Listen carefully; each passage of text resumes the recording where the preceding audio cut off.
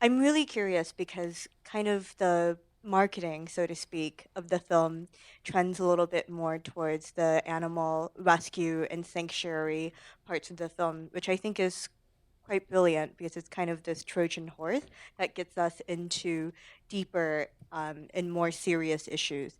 I'd love for you to talk about kind of how the film and the project, how you thought about kind of framing what the issues around PTSD and mental health, depression and anxiety, what that was like for the team. Well, thank you so much for having me and having the film here, and thanks everyone for being here. And I just want to first say that Melissa Lesh and Trevor Frost, the directors, would have loved to be here tonight. I know Melissa was going to be here.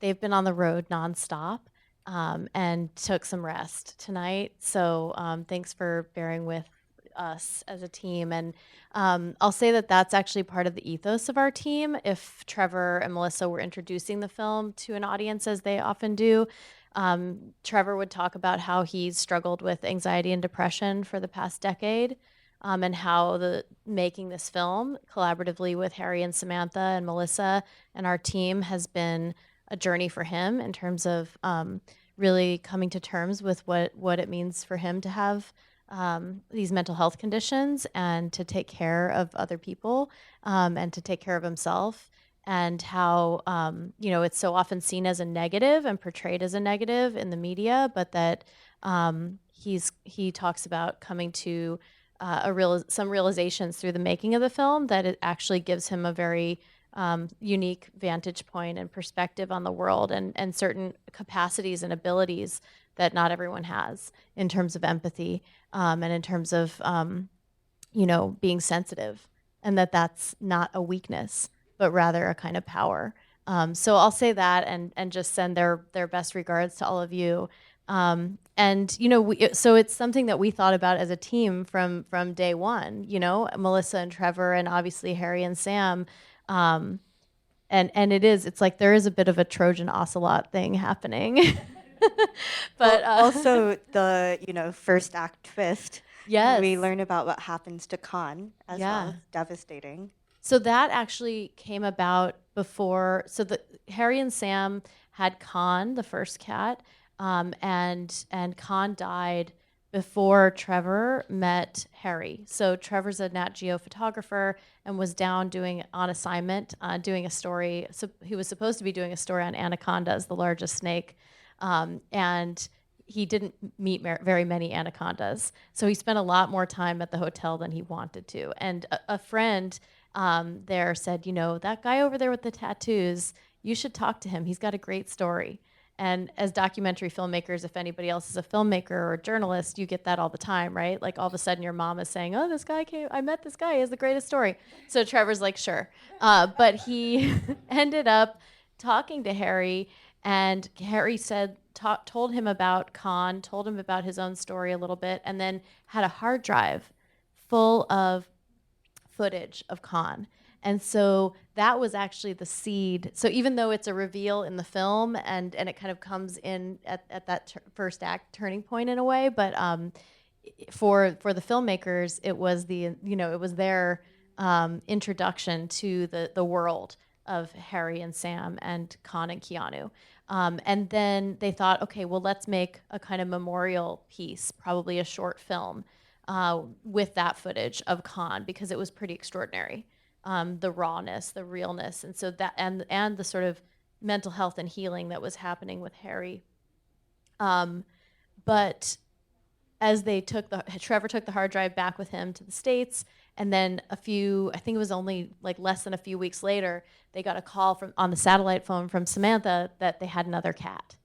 And so that was when, as a team, they decided, let's actually keep going. Let's keep filming in the way that Harry and Sam had already started to film with Khan, with the new cat, and be able to document this potential redemption for Harry, in having a second chance, which is something that I think is not always something you get to document. Yeah, it's rare in life, Yeah. but it's actually kind of brilliant in a way because it really gets to show the cyclical nature of things. It's not always like towards progress that we're headed in.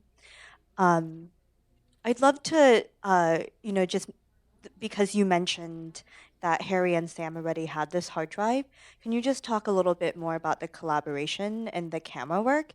Harry is credited for many things, he and Sam in this film, but I found it really interesting how like the style of the film is developed and how integral that is actually to the story that you all were telling.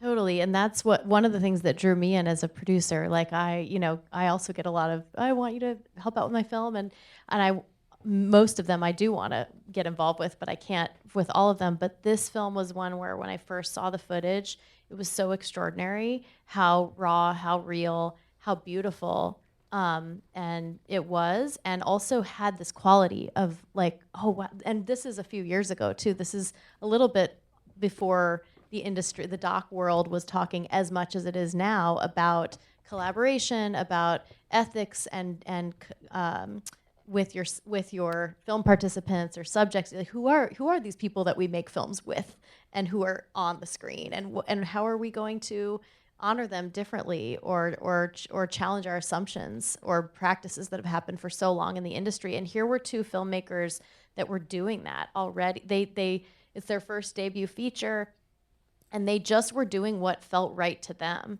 with these people who they you know who they were working with to tell a story.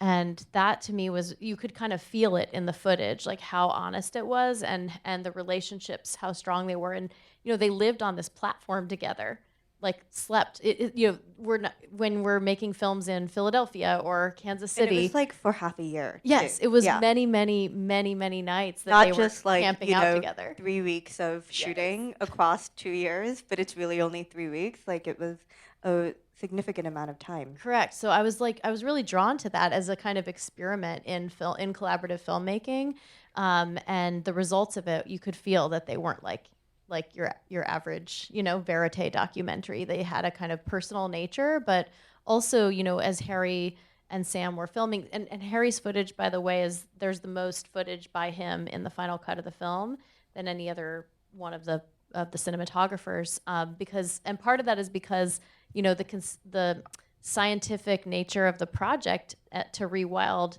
Keanu was that only Harry could be with him, right? So he's the one who had to film him. So all the footage you're seeing of Keanu is filmed by Harry. Sometimes people are like, but how did he do that? Because the cat's like, there's a caiman launching at the cat, and there's still no, he's And a lot filming of that. it's from the cat's eye point of view as Yes. well. Yes. So that became something that they were, and also Melissa and Trevor did have to go back and take other gigs. It wasn't like a fully funded project or anything. They were on a shoestring and just doing this from a place of passion and necessity.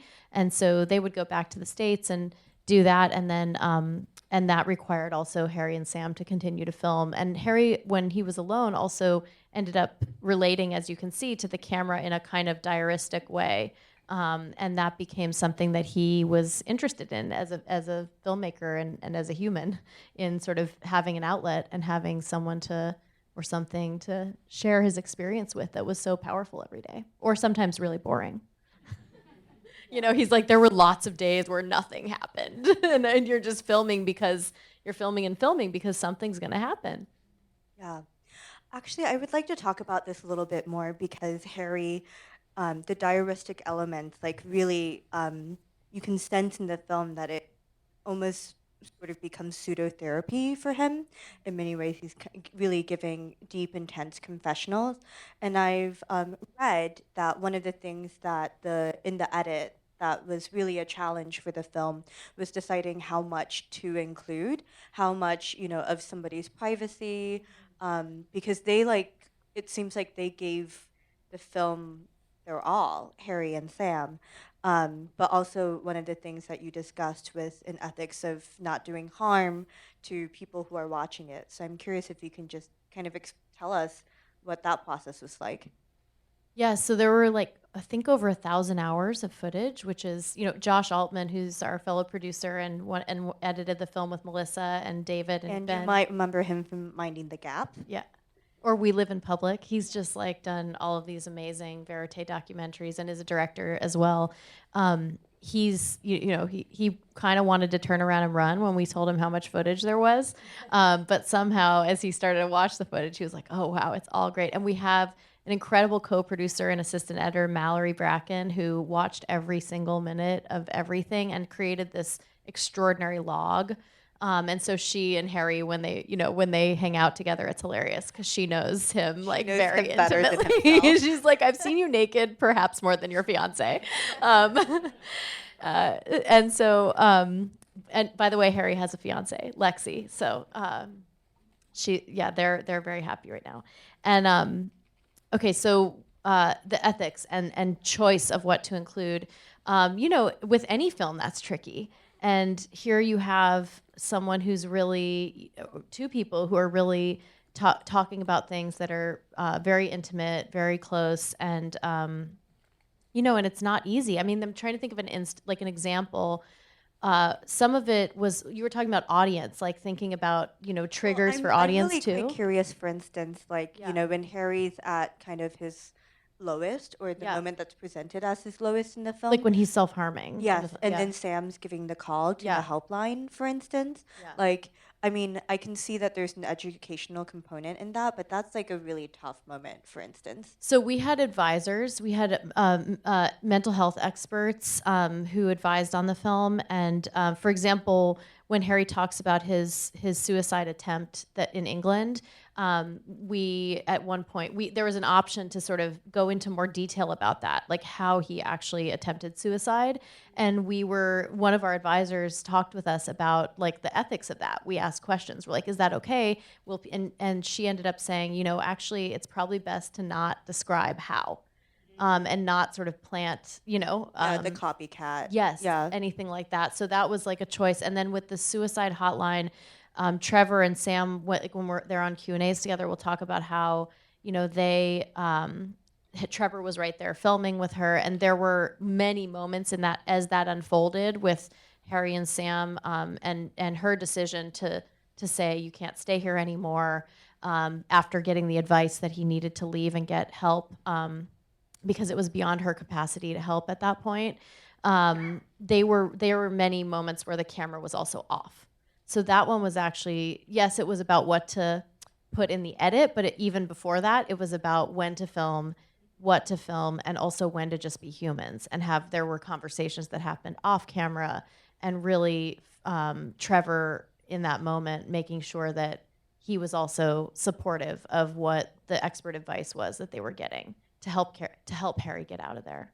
Yeah, I Yeah. think it's really clear from the material and the scenes that we're watching in the film that there's this kind of ironclad trust that has been established over a very long time between Trevor and Melissa and Harry and Sam. And so, like, how closely you work with the mental health experts, that's quite fascinating and interesting because sometimes more is not the best route to take. Yeah. Yeah, you have. I mean, and also even with the call, like talking about which lines from the because the call was longer than you see in the movie, but which lines were crucial to convey, was something that was thought about in the edit and worked. And we did talk with mental health experts about it.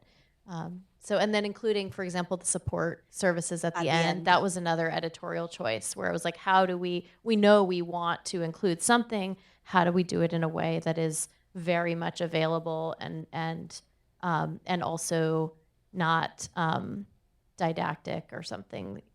Yeah. Also, just because you mentioned that now Harry has a fiance, what's Sam been up to? Yeah. And Sam. also, what is Yeah. also other than getting engaged? Yes, What has exactly. Harry Well, been up to as and well? other than getting engaged, Harry is and his fiance are starting a nonprofit, environmentally oriented and also mental health oriented nonprofit that's just in its kind of origin stages. We think about Wildcat in a way as this sort of origin story of Hoja Nueva, of this young organization that's figuring it out. And Sam now does things very differently, and the organization has grown tremendously. They do have even less contact between the humans and the carnivores that they're rewilding. There are many more carnivores. She actually just rescued a jaguar, Artemis. So Artemis is being going to be rewilded if all goes well. And yeah, Oha is out there, and really Sam is sort of, it's all, I don't know what will become of Sam, but it's like there's this sense, I think, in the conservation community that she could be like one of the next Jane Goodalls, right? Like this person who's really doing innovative work in the field and kind of unconventional. She has her PhD, she's a scientist, but she's also willing to take risks. And I think, and that's one of the themes that we wanted to explore, was this sense of like, what can one person do or two people do, and what does it mean to try to like save one life, and even when you don't know how to do it, or you don't know, there's no formula for doing it, there's no instruction book that you can look at, there's no, but you just are doing it because you know you have to do it, and no one else is gonna, there isn't some other way that that animal is going to be saved, or that that individual is going to be saved. And that, you know, the lengths we go to save ourselves and Yeah. others. This actually reminds me, this is, I think, going to be my last question before I open it up to the audience. I'm actually quite interested also in the portrayal, the community that surrounds Harry and Sam and the other people who work at the sanctuary. We, you know, see kind of glimpses of community meals, and all of the people who make appearances in the film. Um, and but at the core of this story, it is, you know, Harry and Sam's story. So I'm curious about um, how you thought about the community that surrounds, and kind of community in general, and portraying all of that. Yeah, that was actually also one of the first questions I asked when I was coming on as a producer. I'm like, where is this place? What are they doing? And who are the, you know, who are all the people? And you know, it is a place where there are volunteers from the local community, and there are volunteers from outside the local community, and employees. And then Sam also has relationships with like local vets, and with a larger network of animal rescue, and with the local, I forget the name of it in Spanish, but the Peruvian kind of forest service there. Okay. And so there are, you know, those relationships are how they're getting the animals that are coming. Oftentimes, either that, or it's like loggers who are finding animals, who are maybe going to sell them on the you know, sort of illegally, and then Sam has relationships where she can try to get folks to surrender them for rewilding. So all of these people are in and around Hoja Nueva, and it's gotten bigger now. At that point, it was still pretty small. The number of people, there were a couple. There's like Quilca, who Yeah. was around a bit, and the guys who she has a conversation with when Harry's got to leave. Those are like regular kind of, you know, other folks that have different projects. So Harry had the Keanu rewilding project, Got it. and then each of them have, you know, also their responsibilities. And so the film, you know, Melissa and Trevor had to kind of really hone in on this more domestic story. It's interesting because it's so exterior, right? Like you're really outside all the time in the film, but it's also a really interior, almost like you're in their living room in terms of the story about the relationship and the family unit. So that was, I guess, one of the conceptual decisions was like, let's focus on this family unit and explore that. Yes.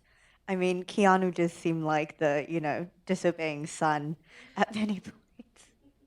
Yeah, Josh and I were like throughout the process relating to it a lot. We're both parents and have, you know, young kids, and I was like, how many times have you just said, "Eat your rodent," you know, to your kid?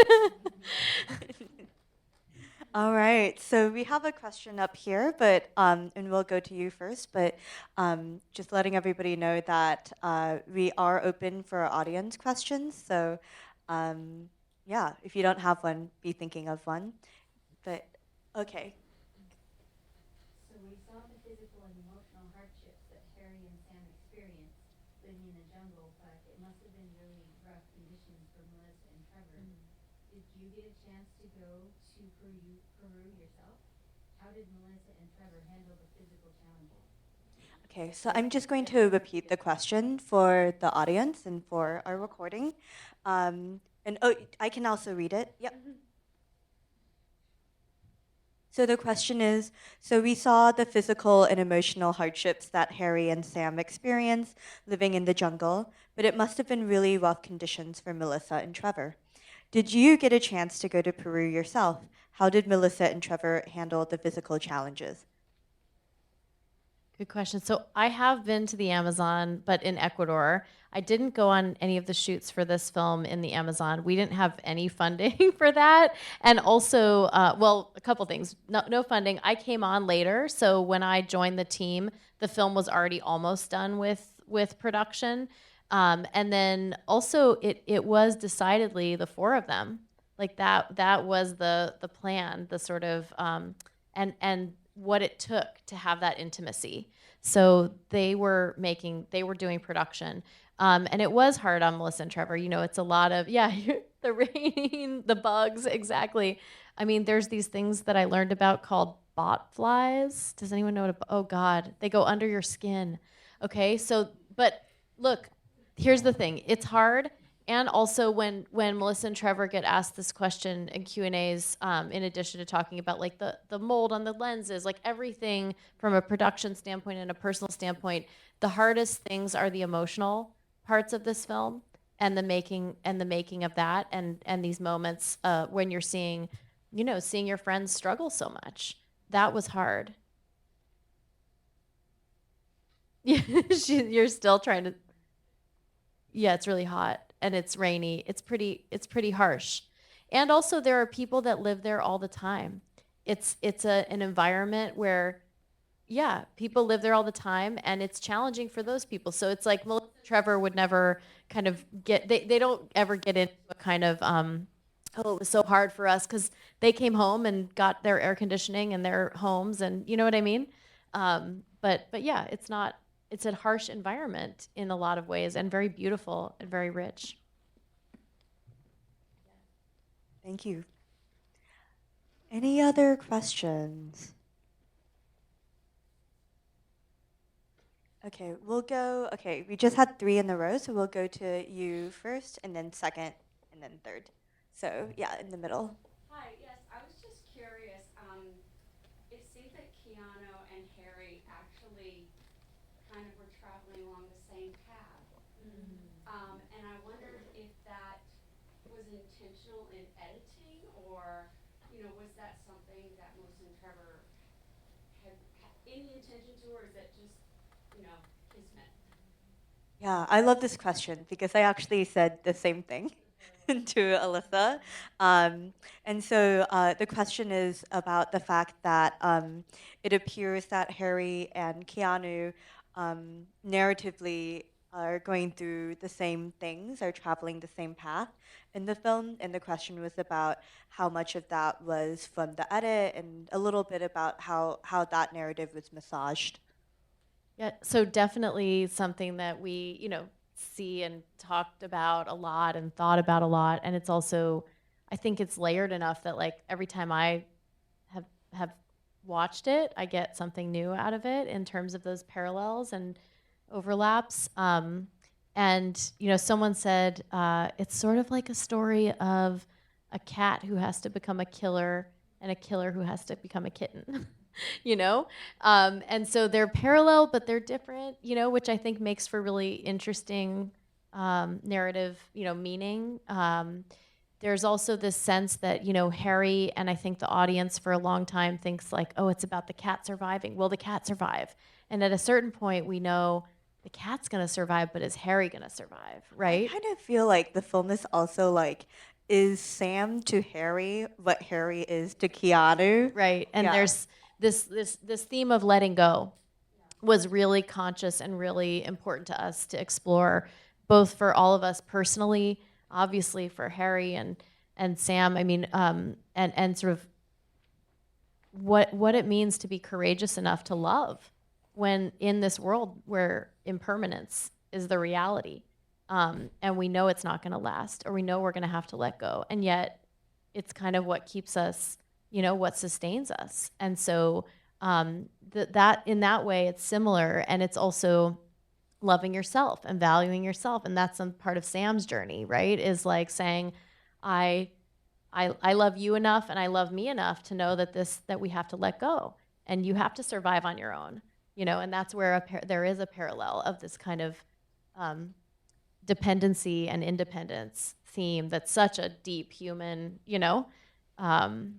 human relationship theme that we all, I think, can relate to in different ways, whether it's with a lover or a parent or a child or whoever. That's beautiful. We had a question here. Yep. Thank you so much for the film. This might be my own ignorance, but I'm just curious, why would they not put chips in the animals so they can keep track of them? Okay, so yeah, so the question is, I guess about what the sanctuary is doing, and it's why don't they put chips in the animals to track them? I don't know enough to answer that one thoroughly, but I do know that they tried to do a collar. There's a whole few weeks of editing There were that were the side plots collar that did not scene. make it in. Yes, that were in our 1,000 hours of footage. There was a whole intention to have a collar on Keanu, but there wasn't one that could. There aren't like ocelot collars, so it was like, oh, which one fits him? And none of them fit in a way that they felt like they could release him, and he would not, and it wouldn't interfere with him getting stuck on something or with his eating or anything that could endanger his life. And so it was like, are we going to track him because this like letting go. And so I assume that there's a reason why it couldn't have been a chip instead of a collar. And I do know that Sam does collar some of the animals now. And I think that they've found a system for tracking, but the range is what it is. You're in the Amazon. Like, I don't know if they're all connected to satellites, but you could totally email Sam and ask her that question because she would no doubt geek out about it. Yeah. Yeah, no, she's like on it with any possible, as you can tell with her poop tracking. She's willing to go to great lengths. But also for me, I'll just be like, one of the beautiful things when we talked about sort of like what is the ending for Keanu, and he's cited on the camera, and I personally think that, not that you all care what I think, but I'll share it anyway. But like, even if you survive for a few days, we know it was longer. But like, I think even if he survived for a few days, that's a pretty amazing triumph. Like, he got to be wild, he got to be healthy, and he got to, do that. And so for me, that was sort of okay. And I think that's sort of what Harry and Sam have had to come to terms with too, right? Is like, why did we do this? And what does success look like? And in some ways, it is that letting go. It is letting that creature be who they are in their natural environment and not having control over it anymore. Yep, and then you? Well, an observation that the film Lovely seemed like maybe a 21st century upgrade or Born Free, which was done back in the 60s, or the same kind of theme of raising an animal. That's just one observation. But I wanted to ask you about the interpersonal relations, how they were caught. Like, for instance, the one where he's behind the screen and he's going to cut himself. Wasn't there like a temptation? Was that totally solo? Was there a temptation by the filmmaker to kind of intervene in that situation? And also the sequence where they were kind of breaking up, was that done by another person, or was that like a camera setup, or how did that, those intimate scenes, how did they set up? Yeah, okay, this is a quite interesting question. Yeah, so the first was a comment that this is a 21st century update on Born Free. Not the first person to say Or that. Yeah. Free Willy, or all of these different films. I think Grizzly Man. Grizzly Man. Oh my God. But the question is around. I think yeah. So there's like two parts. So it's really about again kind of returning to the more intense scenes in the film. So the scenes that imply self-harm as well as dissolution of Harry and Sam's relationships. And I guess the question is, one, was there any, urge on the filmmaker's part to intervene? And the second question is about the presence of the camera. And or who's behind the And is there a person behind the camera? Okay, so yes, some. I mean, I think grappling with intervention and sometimes turning off the camera. So you're not seeing when the camera's turned off and when they are relating as friends, as filmmakers to check in. And so that is happening throughout the process for sure. And Harry, when he's on Q&As, we'll talk about that and how he felt very safe and very taken care of with Melissa and Trevor in terms of when the camera was on or off and how they dealt with that. And how they dealt with when it was on, right? And then so the specific scene when he's cutting himself in the mosquito net, and Sam goes in and tries to stop him. That Trevor was there. I think it was Trevor. And but the camera was just rolling, and he was kind of away. So oftentimes they would just set up the cameras on the platform as things were happening. And so it wasn't like he knew exactly what was happening, I don't think. But yeah, obviously we knew when watching the footage, you know. And Trevor knew that was and Melissa knew that this was something that Harry did. I mean, he has the scars. And one scene that we get asked about also is the scene with Harry and his brother, when his brother says, you know, what's that? What happened to you? And Harry is, you know, he talks about how uncomfortable it made him and how he wanted so badly not to, you know, he's dodging it. Well, this one's from the cat, that one's from the other cat, that one's from this. But then that at a certain point, he realizes that he owes it to his brother to be honest. And he doesn't know what his brother or anyone else is going to go through in their life. And that it's important to speak up and share and be vulnerable about these things that he's gone through. Because I think in some ways he would have liked that too, you know, to know that you're not alone, to know that this is something that happens, and to know that it's okay to tell the truth and talk about it. So that's kind of where he was coming from with that. And the camera, the filmmakers are there also in that scene too, and just rolling. And so, you know, Harry and Sam also talk about how they kind of forget after being, you know, filming constantly themselves and with Melissa and Trevor, they're just being in front of the camera and just trusting and feeling okay with that. Yeah. Forget the other one you brought up, but similar things, I think, with each of these moments. The relationship argument. Yeah. I would just add an observation too that because of the fact that Harry and Sam started filming on their own in recording, what I've often noticed is that, you know, not everybody would want the most intimate moments of their lives recorded and shared, but there are people who do. I mean, we see it most often, I think, in unscripted reality TV, but there's other people who don't want their lives depicted in that way, who still actually get something quite interesting and satisfaction out of sharing their lives. And I feel like the real skill for filmmakers is finding those people and creating a space that's safe enough for them to feel comfortable wanting to share their lives in that way.